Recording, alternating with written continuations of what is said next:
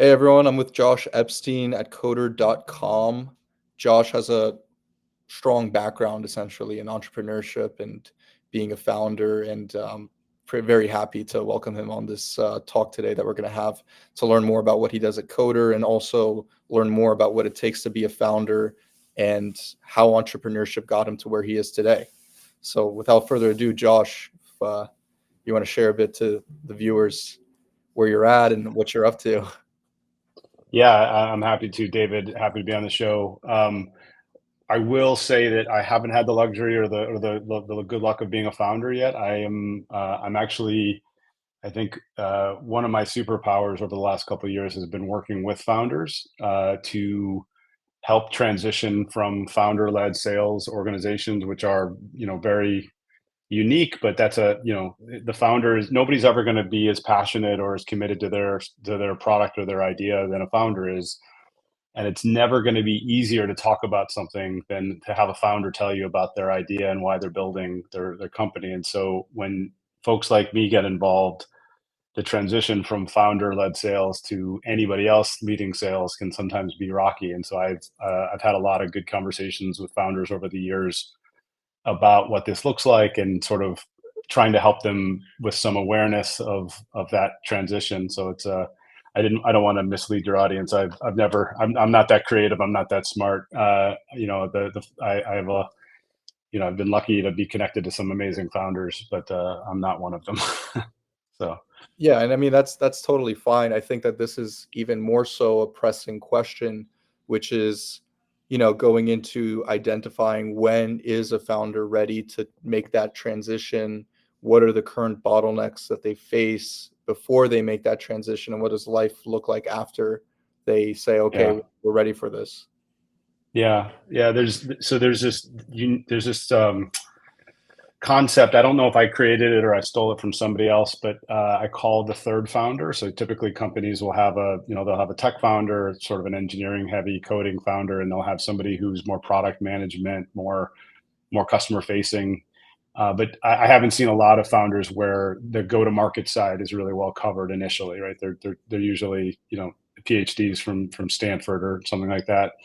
And so the third founder concept is that they early on will find somebody that they trust, because the founders have to trust the early employees, as if they were founders. And so that transition from the two initial founders or the early founders to this third founder concept has been really helpful to try to explain to people sometimes what it takes, because you don't typically bring somebody with 25 years of sales into an early stage, pre-seed, funded company, because they're too expensive and the product, typically isn't as mature as it needs to be, and the sales cycles are going to be custom every single time. So I've had a lot of good success with this concept of hiring a third founder, sort of that transition into what founders really care about, which is getting their product in front of a lot of customers and getting a lot of value out into the market. But just in terms of my background, I thought, maybe I'll give a quick, minute or so. I've been in software for 22 of 25 years. I actually started my career as a headhunter on Wall Street. So I was, very early on recruiting systems analysts and traders, trader quants, back in the late 90s, early 2000s. And then I got into tech in about 2001 when I moved out to the West Coast. Worked for a couple well-known brands, Symantec and VMware, early on, and then moved back east in 2010, and still in software with VMware, and then eventually spent about 7 or 8 years with HashiCorp, which is a fairly well-known brand in the infrastructure and automation space. And I've been with Coder now coming up on 2 years. So lots of open source experience, lots of developer infrastructure and tooling experience. That's where I come from.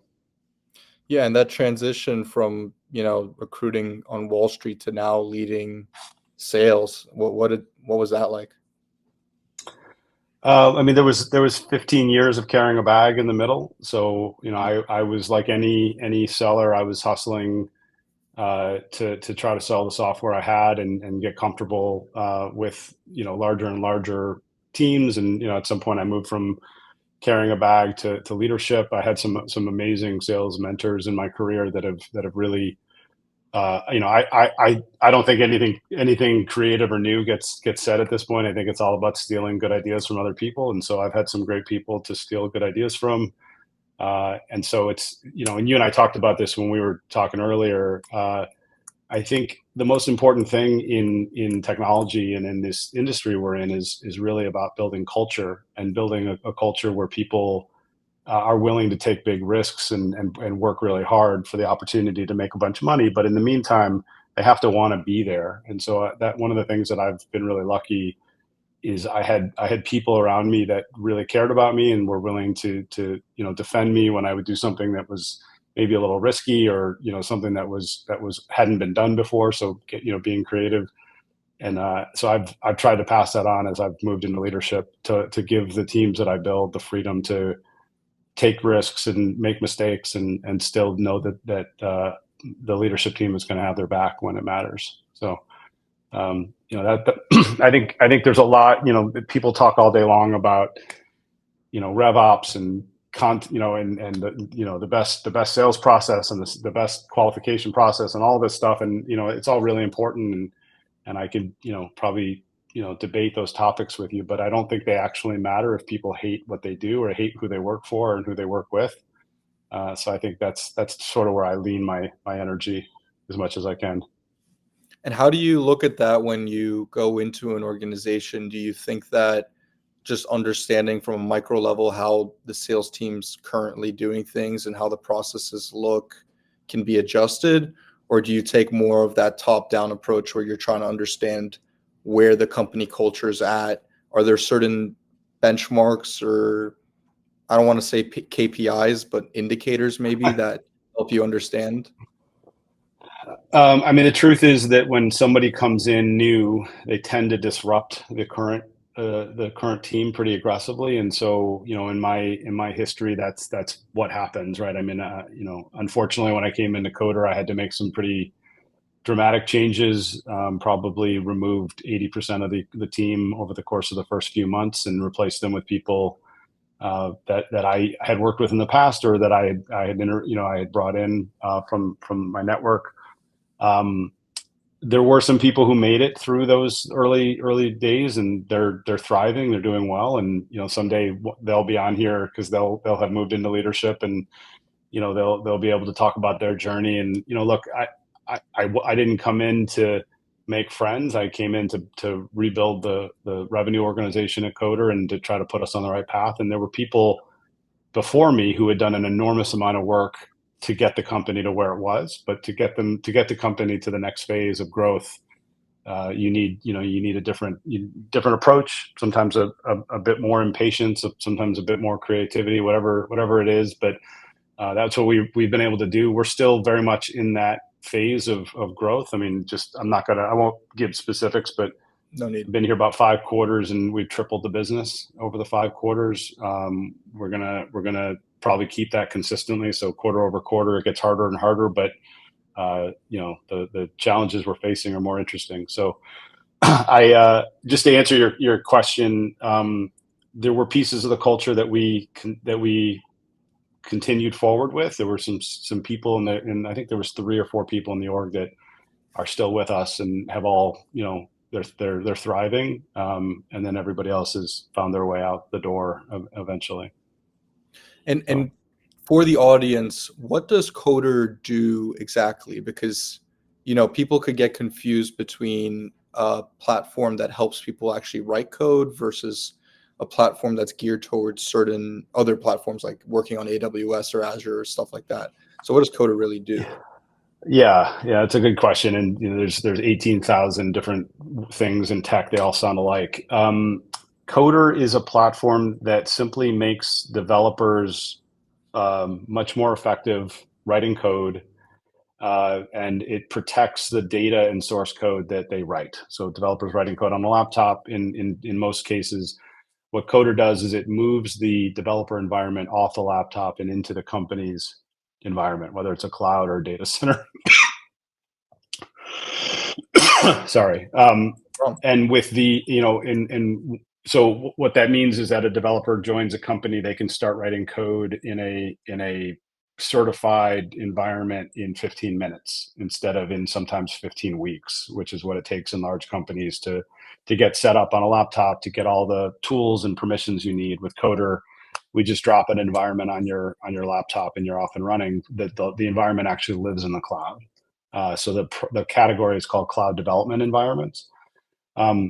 And our claim to fame, our differentiation is that we are self-hosted. So the companies host all of the data and source code in their own environment. Most of the other players in the space, really all of them, are SaaS solutions, and so your data and source code is running in GitHub or somebody else's environment. And there are companies that are comfortable taking that risk, and there's a lot of companies that aren't. And so we're really focused on the companies that aren't. And then just one little commercial, David, just because I have to.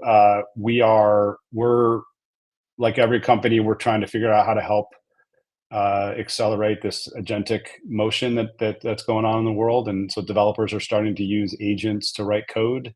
In a lot of cases, they're using agents to help write code that they don't want to deal with because it's low level and boring, and the agents aren't that good yet. They will get there, but they're not there yet. So Coder's about to release something in this space that I think is going to be really interesting. I don't know when this podcast will launch, but we're really excited about what we're doing, and it's about helping human developers and agentic developers write really good code safely at scale. So that's what we're working on right now. But hopefully this doesn't get posted until after July 7th when we release all. Yeah. I mean, we're still it's June 18th for anybody that's watching this. June 18th, 2025.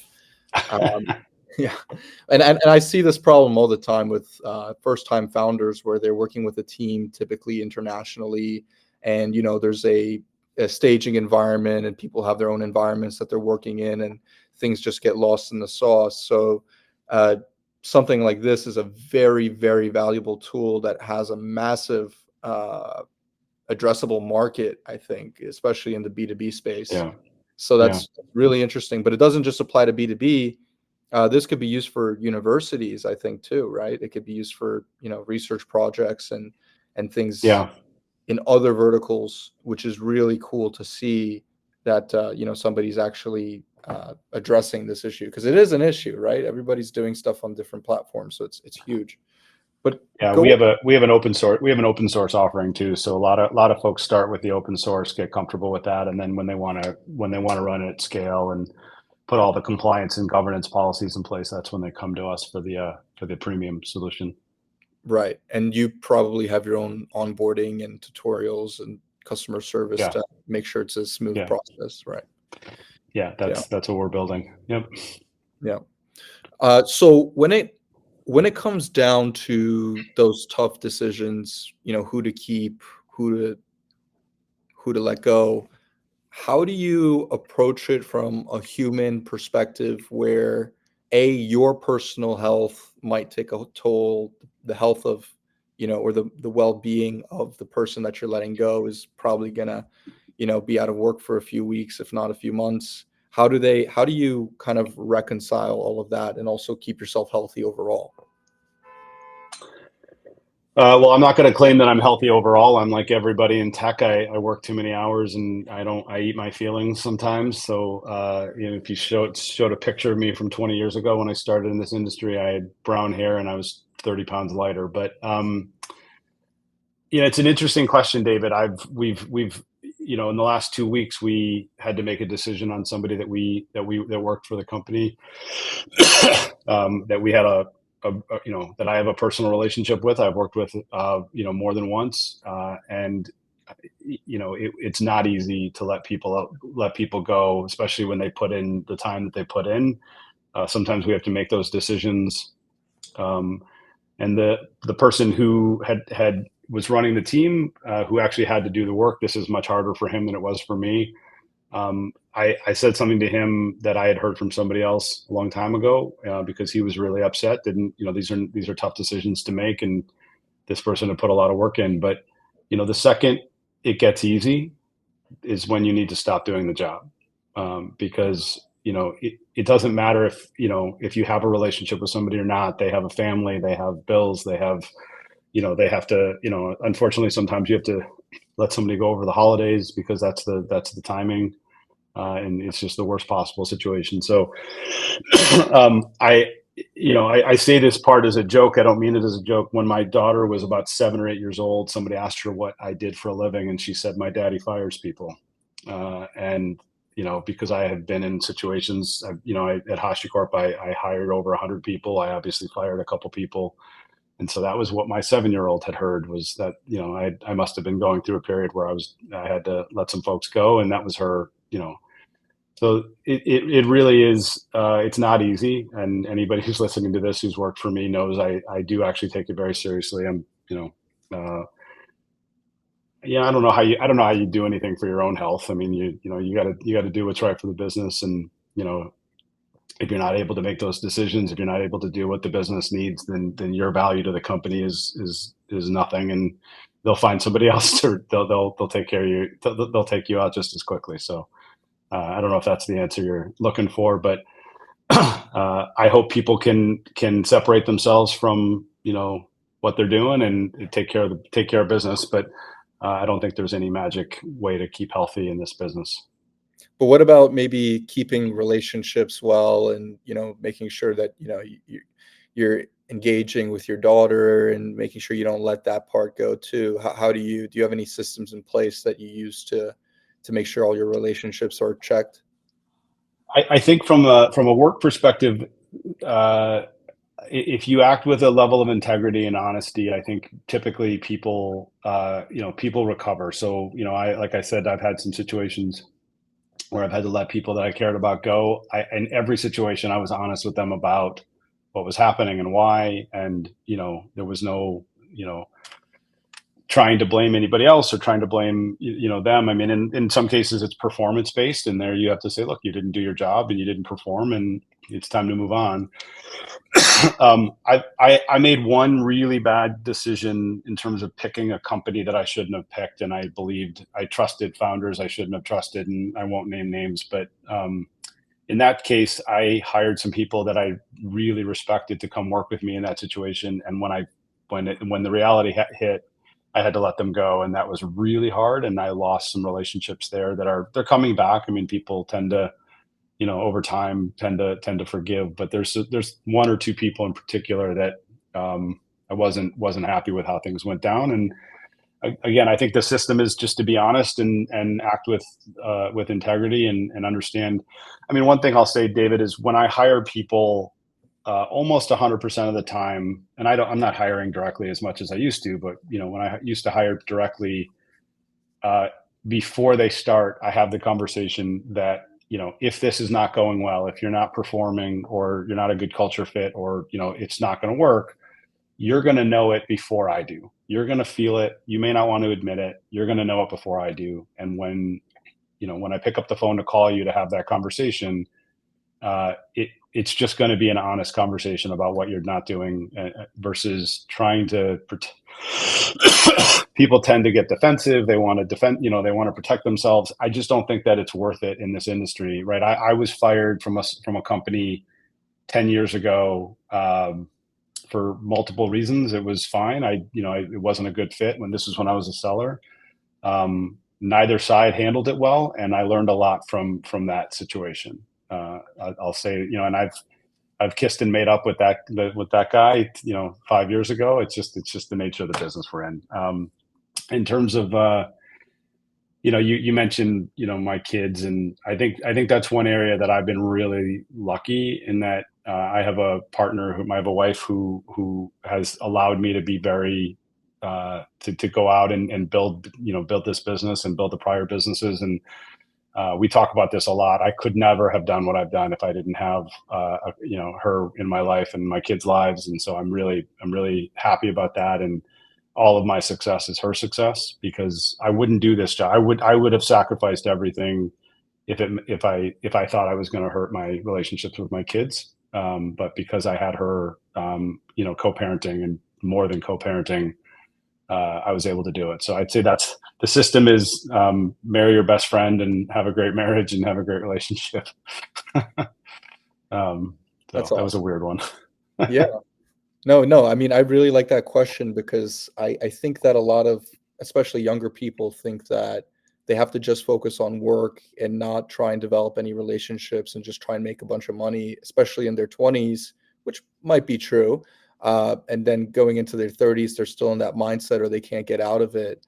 Where in reality, I think that if you do have somebody on your side that you can trust, you can still kind of live that other part of your life that's what the whole point of making all that money is. After a certain point, you can spend 1 month's worth of payroll on a cool car, but that's not going to really do much for you, right?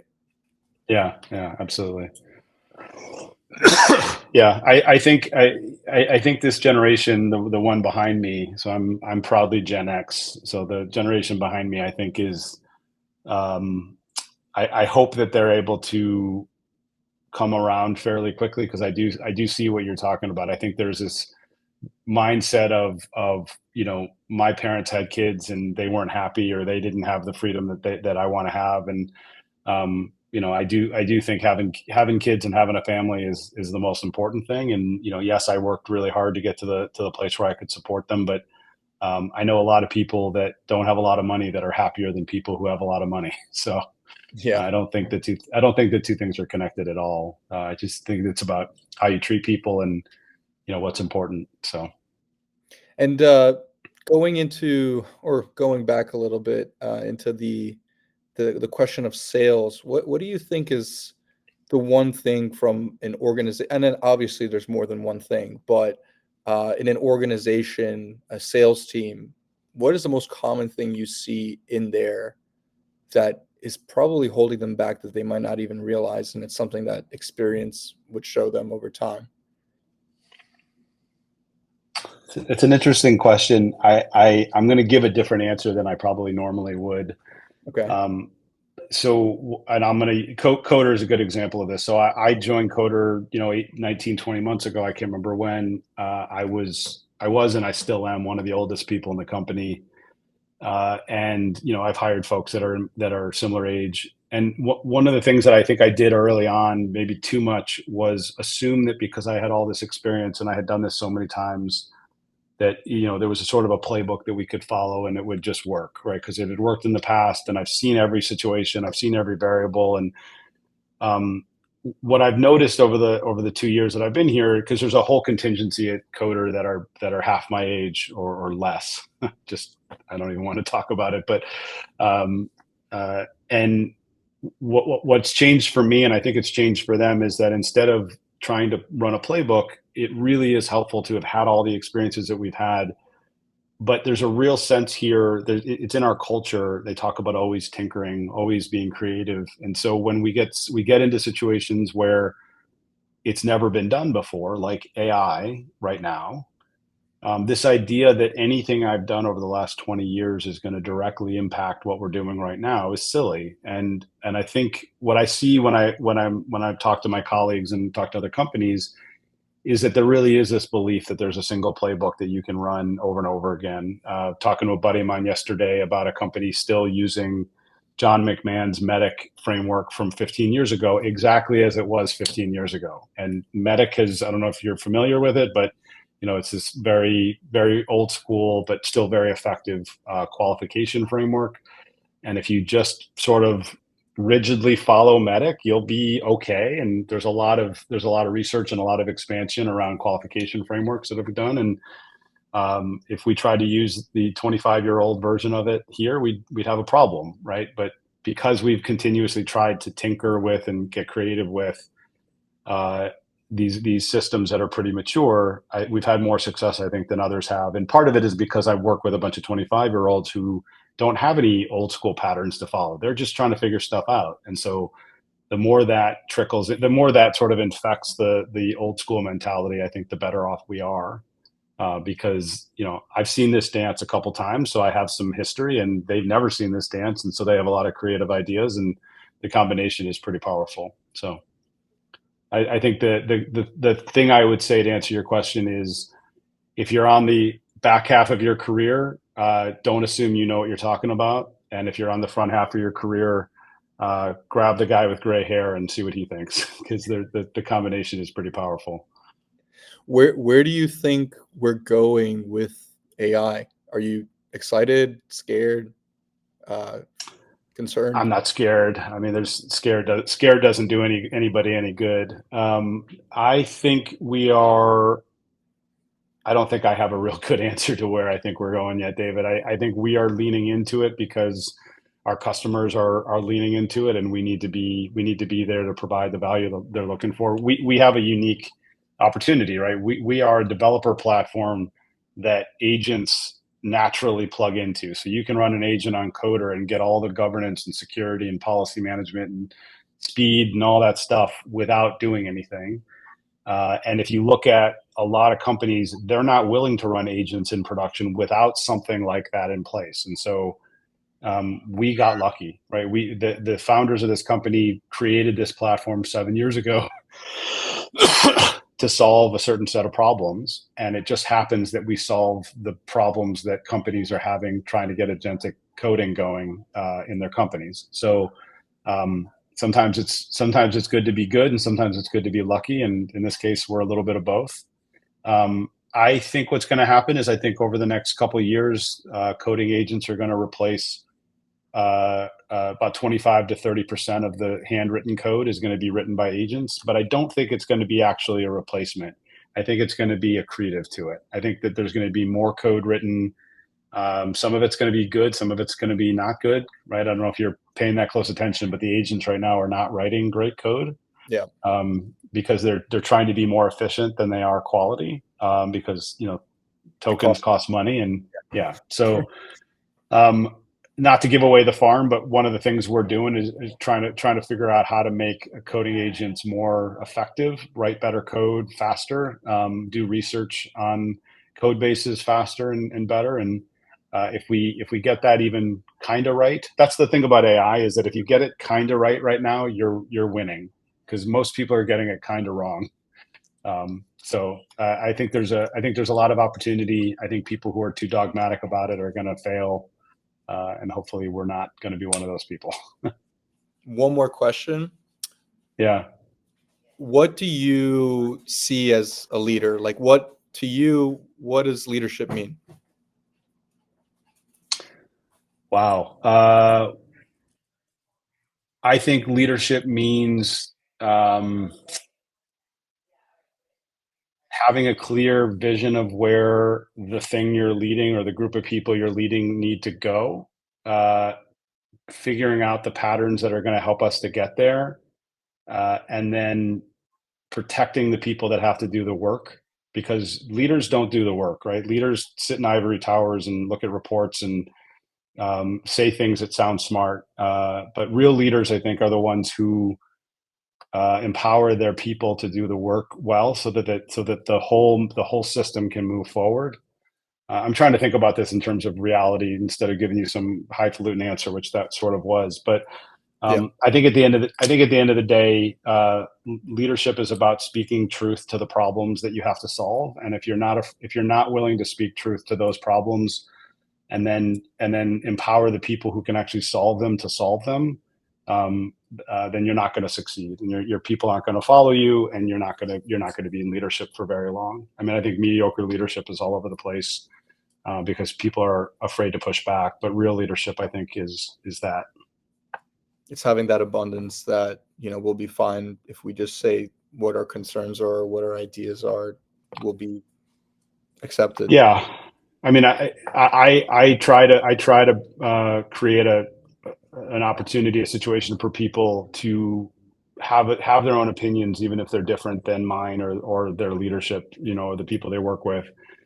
At some point you all have to decide on what you're going to do and go execute on that one thing. But if we're talking about something like AI, where we don't have a clear path to go down, you're going to have 6 ideas from 5 people, and you got to figure out which ones are the right ones and go execute on it. But it's making sure that everybody feels empowered and is a part of the decision. And then once you make the decision, everybody's ready to commit and go execute on that decision, which is harder than it sounds. It is harder than it sounds, and I really like that answer. Everybody goes and executes at the end of the day. When somebody makes the call, we're all in it full force, right? Yeah. So how can people find you, learn more about Coder, reach out to you specifically if they want to get their hands a little bit more dirty with the platform? I mean, that's easy, right? You've got coder.com on the screen, so check us out online. I appreciate the opportunity to give a little commercial. I'm on LinkedIn. I'm easy to find. I appreciate it if recruiters and salespeople don't hit me up after this. I do get about 10 of those a day, but actually, can I make one public service announcement on that front? Yep. Can somebody please train people to stop asking these vague, open-ended, stupid questions on LinkedIn that they think are going to inspire a conversation? Like somebody I've never met with, talked to, says, "Hey, how are you getting along in these tough times?" It's just, I'm sorry. I know this person, by the way, it's totally an AI bot that asked the question, and they Yeah. send it out to 800 people. But does anybody ever actually respond to that? Anyways, that's my PSA. Please stop doing that. And if you're the one person who responded to it, please stop responding to it so they'll stop doing it. It's like answering spam. It's just the worst thing in the world. Sorry. I love that. All right. Well, it was a pleasure talking with you, and hopefully we'll get an update on Coder maybe in a year from now or 2 years or whenever. Maybe you guys IPO beforehand or something like that. Well, we're gonna make a big announcement in 2 weeks. So keep your eyes open for that. Awesome. All right. Thanks, David. Thanks, Josh.